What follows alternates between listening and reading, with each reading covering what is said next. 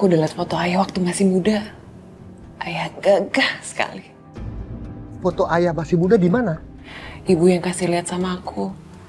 Ternyata dia masih menyimpan satu foto ayah. Ternyata Hasnah masih menyimpan kenangan tentang diri saya. Saya yakin Hasnah tidak pernah melupakan saya sedikit pun. Dia pasti masih mencintai saya. Ayah kenapa diam aja? Ayah marah ya sama aku. Karena aku udah menyelidiki tentang ayah sama ibu. Mana mungkin ayah marah sama kamu. Justru ayah sangat bahagia karena kamu penuh dengan perhatian. Mau bertanya masalah ini sama ibu kamu. Iya ya. Sekarang rasanya hidup aku lengkap. Aku punya seorang ibu yang baik. Dan sekarang aku punya seorang ayah. Justru ayahlah yang beruntung. Dengan kehadiran kamu, maka lengkaplah sudah hidup ayah. Oh ya, ayah akan membelikan kamu sebuah mobil. Ayah mohon, kamu harus terima hadiah ini. Ini adalah salah satu penebus dosa dari ayah untuk kalian. Maaf ya, tapi aku gak bisa terima pemberian ayah. Aku takut ibu marah sama aku. Lagi pula, ibu udah mengajarkan aku untuk hidup sederhana. Ayah tahu, ibu kamu itu bukan penggila kemewahan. Orang yang hidupnya sangat sederhana. Tapi ayah mohon, kamu harus terima hadiah ini. Maaf ya, aku gak bisa.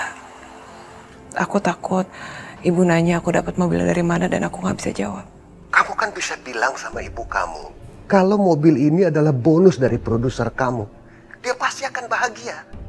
Karena ini adalah hasil jerih payah kamu sendiri.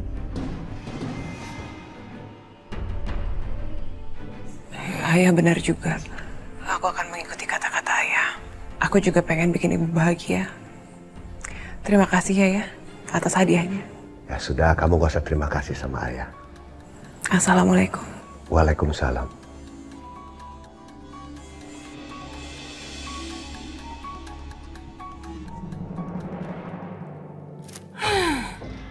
Menu kampungan. Ibu jadi gak selera makan dengan menu asal-asalan seperti ini. Maaf Bunda, tapi ini adalah makanan kesukaannya Rehan. Kamu itu terlaluan ya. Cuman Rehan yang kamu perhatikan. Memangnya kamu pikir cuman Rehan yang tinggal bersama kamu di rumah ini? Ya udah Bunda, aku minta maaf. Sekarang tolong katakan makanan apa yang Bunda inginkan, insya Allah aku bisa memasak. Gak usah. Ibu sudah kehilangan selera makan. Ini gara-gara kemunafikan kamu, Najwa. Ibu ini jadi terlihat seperti mertua yang jahat di depan mata Rehan. Kamu puas? Puas kamu?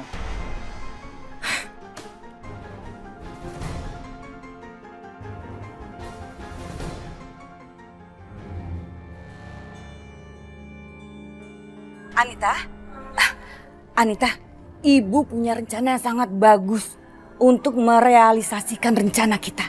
Nanti kalau ibu ngomong keras-keras, kamu jangan bingung ya.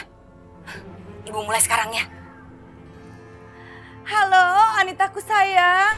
Oh Anita tuh sangat cantik dan sempurna. Anita, kamu bisa nggak datang ke rumah ibu? Ya, nggak ada acara apa-apa sih Anita.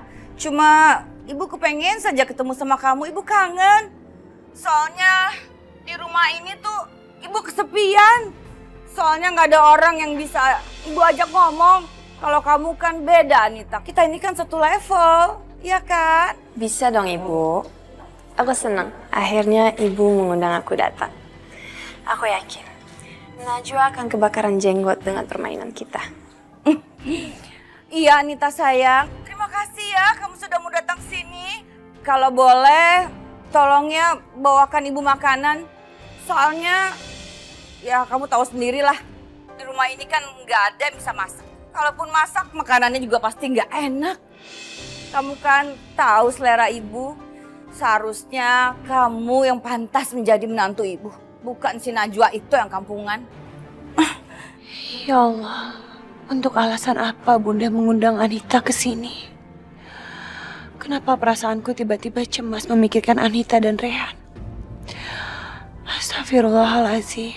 Ya Allah, maafkanlah aku yang sudah bersuuzon.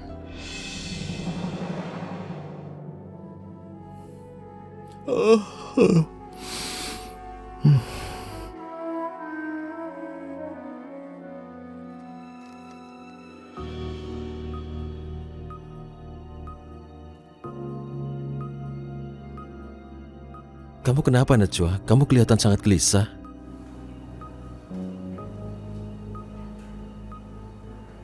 Aku cuma lagi sedih aja, Re.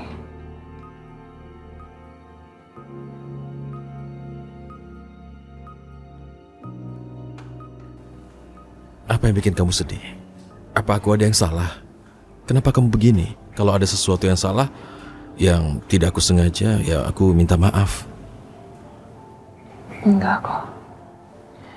Ini bukan salah kamu. Tadi bunda kamu bilang kalau aku gak pernah memperhatikan bunda kamu. Aku bahkan gak memasakkan makanan kesukaannya. Aku jadi ngerasa gak enak. Aku ngerasa bersalah sama bunda kamu. Najwa, apa yang dikatakan ibuku tadi tidak usah kamu ambil hati. Kamu tahu, orang semakin tua semakin seperti anak kecil. Mungkin mencari perhatian.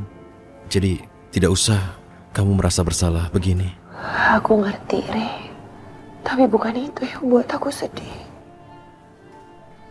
Nah, kalau begitu apa yang membuat kamu sedih begini? Kalau ibu kamu marah sama aku dan meminta aku memasakkan makanan kesukaannya, aku akan memasakkan makanan itu dengan senang hati. Tapi kamu justru meminta Anita datang ke sini untuk membawakan makanan kesukaan.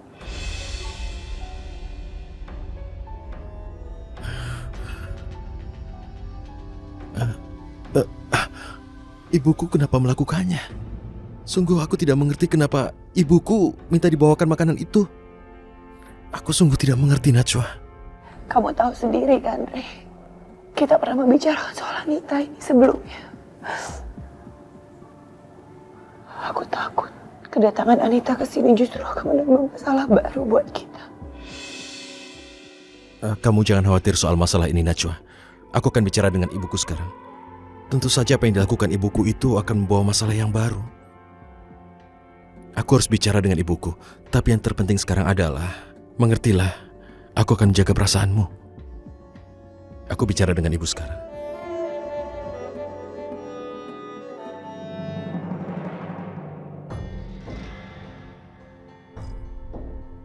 Ibu, tadi aku dengar ibu bicara di telepon dengan Anita.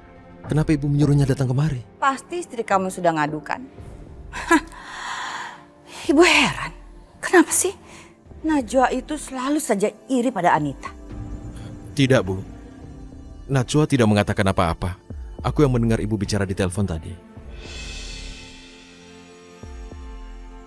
Ya Allah, maafkanlah aku. Aku terpaksa berbohong karena aku tidak ingin ibu curiga pada Najwa yang akhirnya akan membuat ibu marah. Nggak mungkin, Rehan. Kamu itu tadi lagi di dalam kamar.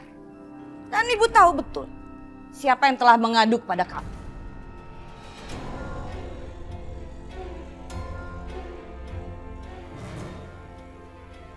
Gue heran, ngapain sih Najwa itu selalu saja iri pada Anita.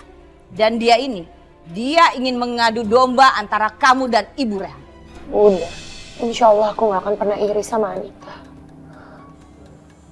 Tapi aku punya feeling, kalau kedatangan Anita ke sini hanya akan membawa masalah untuk keluarga ini.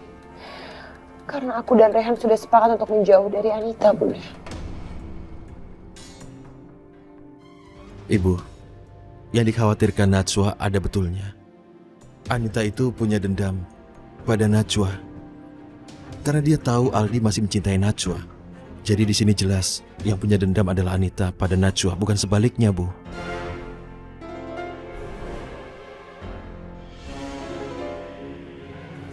Tapi itu kan urusan Najwa sama Anita. Ibu itu nggak ada sangkut pautnya. Ibu senang berteman dengan Anita. Karena hanya Anita yang bisa mengerti bagaimana perasaan ibu. Dan kami itu sama-sama satu level. Kami berasal dari keluarga yang terhormat. Nah, seperti perempuan ini perempuan kampungan.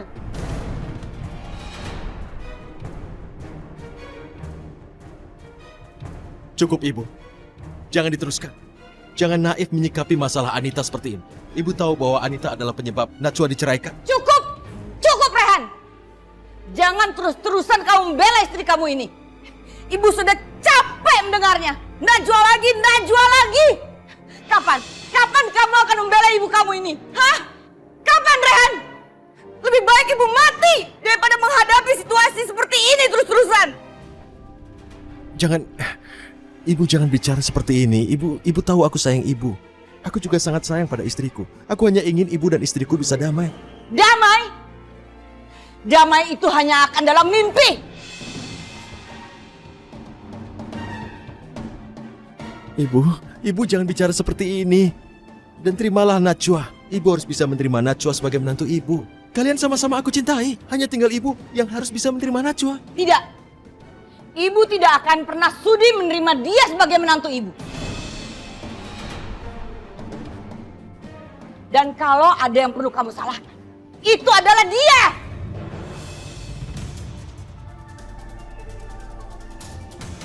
Tidak ada seorang pun yang disalahkan di sini. Aku tidak ingin ada yang saling menyalahkan.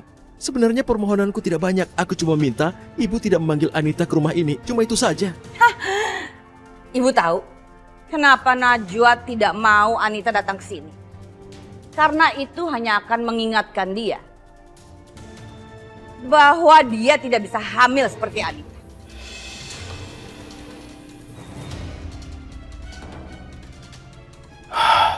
Astagfirullahaladzim. Apa maksud ibu bicara begini? Maksud ibu sudah jelas. Ibu tahu kenapa Najwa iri pada Anita. Karena Anita itu bisa hamil. Sementara istri kamu ini, dia tidak akan pernah bisa punya anak.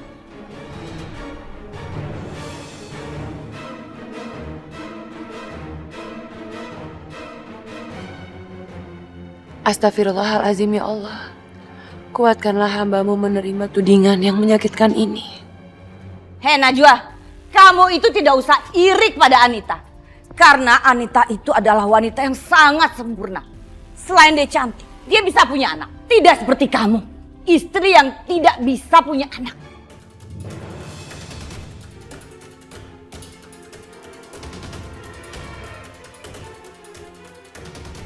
Astagfirullahaladzim, ibu kenapa bicara begini? Ibu tidak boleh bicara seperti ini padanya. Tegas sekali ibu bicara seperti ini. Cukup Rehan, cukup pembelaan kamu terhadap dia. Sekarang biarkan ibu bicara sama dia. Najwa, kamu itu adalah seorang istri yang sangat tidak berguna. Coba, apa yang bisa dibanggakan dari kamu? Apa? Hamil? Kamu gak bisa. Masa kamu gak becus? Kamu sebagai istri, kamu sama sekali gak ada gunanya. Kamu itu bisanya cuma mempengaruhi orang lain. Yang kamu bisa cuma menggoda-godai anak Rehan.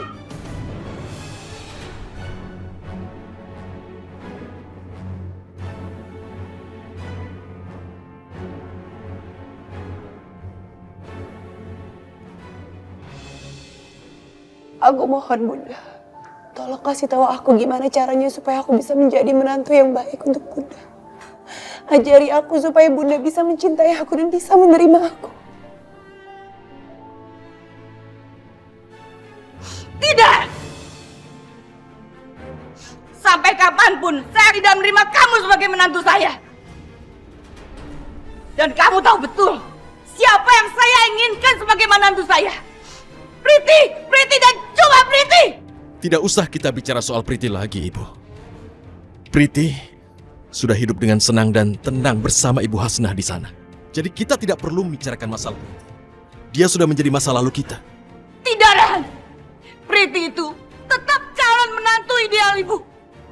Dan dia sudah menghancurkan masa depan Ibu. Dia ini sudah menghancurkan masa depan Priti, Rehan. Dan dia juga sudah menghancurkan masa depan kamu. Dasar perempuan tidak berguna. Kamu sudah mempergunakan jambi-jambi dari ibu kamu untuk menghancurkan kehidupan saya.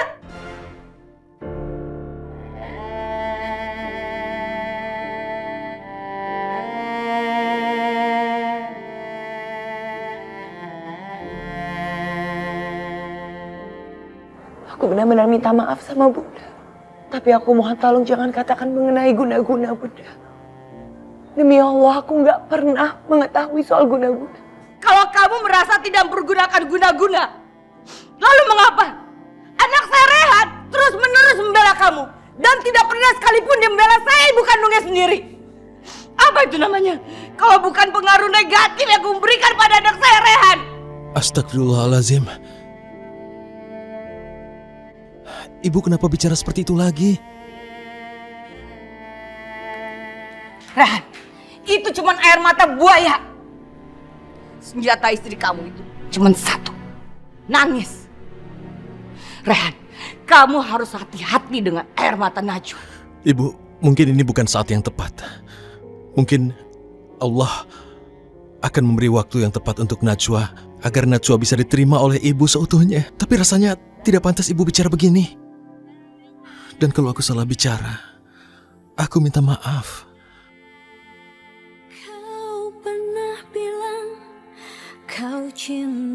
Ya Allah ya Robi, kenapa masalah ini masih berlanjut? Aku pikir Bunda sudah bisa menerima aku sebagai menantunya. Tapi ternyata Bunda masih dipenuhi kebencian kepadaku.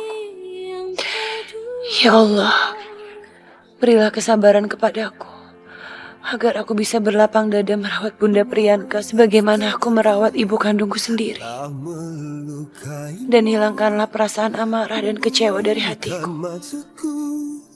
Ya Allah, kasihan istriku Najwa. Aku mohon padamu ya Allah untuk memberikan kekuatan pada Najwa dan segera menyadarkan kehilafan ibuku yang berbuat semena-mena pada istriku.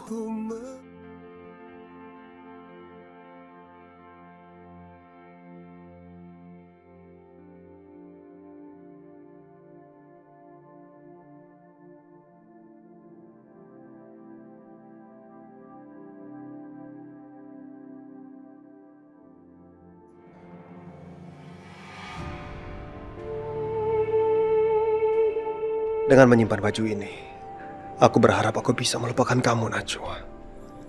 Namun bukan berarti aku tidak menghargai kenangan kita. Ini demi kebaikan aku dan juga kamu. Kenangan kita akan selalu hidup dalam hatiku, bukan tergantung pada benda kasat mata seperti ini.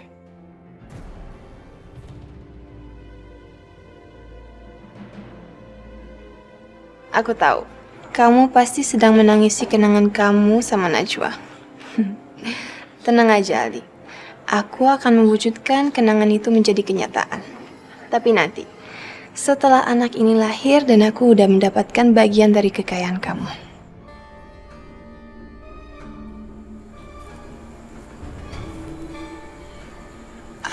Ali, aku mau pamit. Tadi aku ditelepon sama Bu Priyanka dan justru aku datang ke rumah. Katanya mau ketemu sama aku. Soalnya waktu itu belum sempat pamit. Kebetulan, aku mau minta tolong sama kamu. Tolong kamu kasih ini ke Najwa. Loh, itu baju pengantinnya Najwa kan? Kamu nggak mau simpan buat kenang-kenangan? Aku mau lupain semuanya.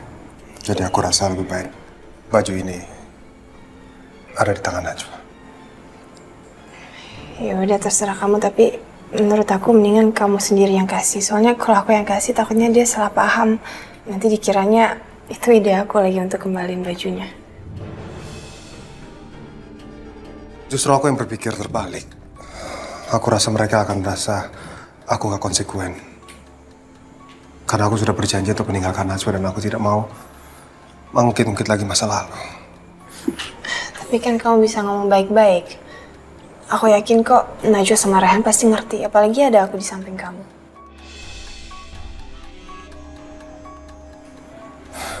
Kamu benar. Kalau gitu, kita antara ini berdua ya.